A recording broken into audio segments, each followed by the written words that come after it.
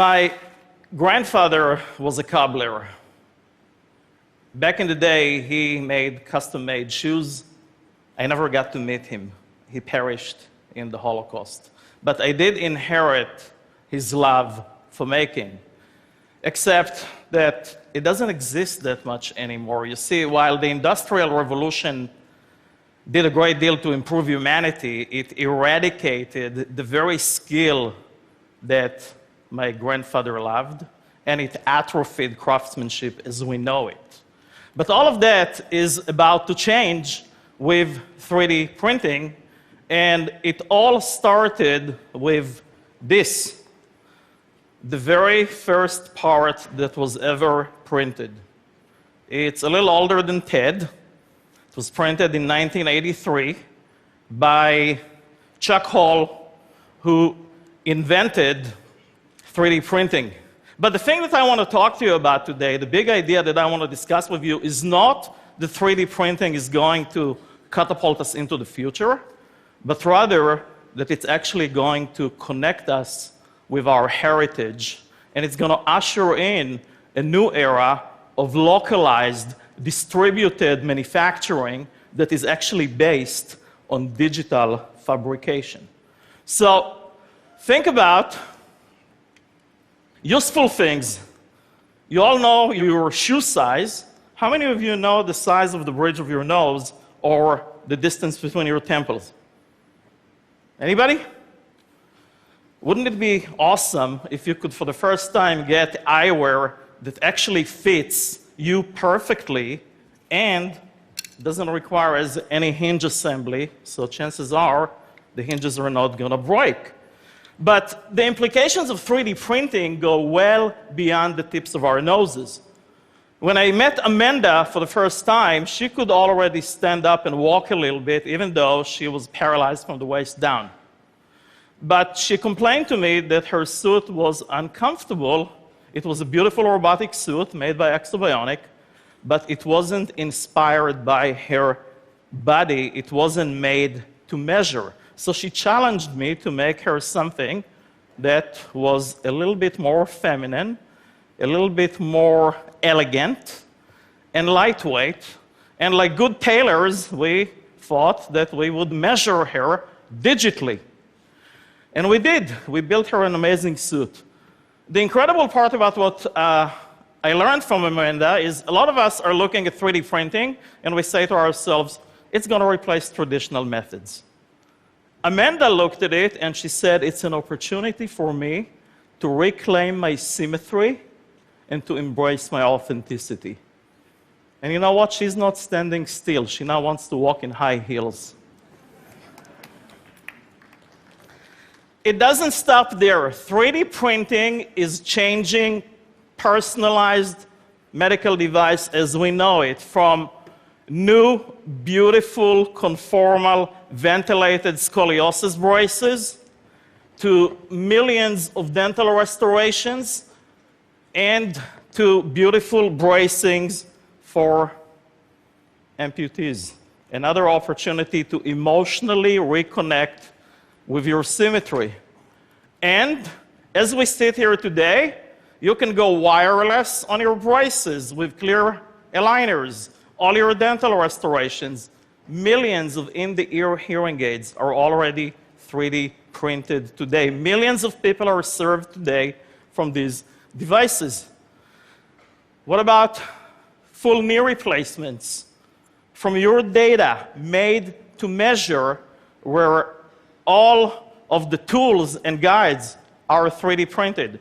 GE is using 3D printing to make the next generation LEAP engine that will save fuel to the tune of about 15% and cost for an airline of about $14 million.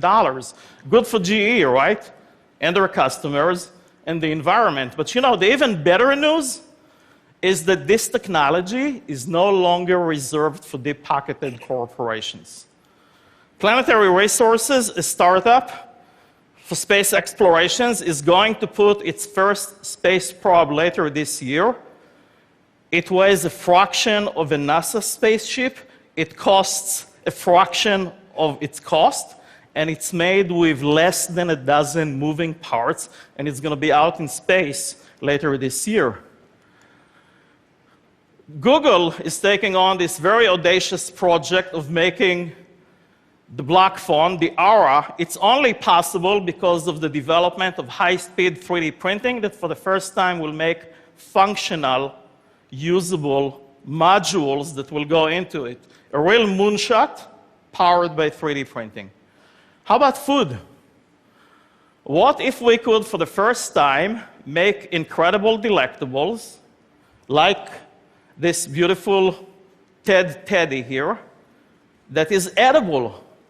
What if we could completely change the experience like you see with that absinthe serving that is completely 3D printed? And what if we could begin to put ingredients and colors and flavors in every taste, which means not only delicious foods, but the promise of personalized nutrition around the corner? And that gets me to one of the biggest deals about 3D printing. With 3D printing, complexity is free. The printer doesn't care if it makes the most rudimentary shape or the most complex shape. And that is completely turning design and manufacturing on its head as we know it. Many people think that 3D printing will be the end of manufacturing as we know it. I think that it's the opportunity to put tomorrow's technology in the hands of youngsters that will create endless abundance of job opportunities. And with that, everybody can become an expert maker and an expert manufacturer. That will take new tools. Not everybody knows how to use CAD, so we're developing haptics, perceptual devices that will allow you to touch and feel your designs as if you play with digital clay. When you do things like that, and we also develop things that take physical photographs that are instantly printable, it will make it easier to create content, but with all of the unimagined, we will also have the unintended, like democratized counterfeiting and ubiquitous illegal possession. So many people ask me, will we have a 3D printer in every home? I think it's the wrong question to ask. The right question to ask is, how will 3D printing change my life?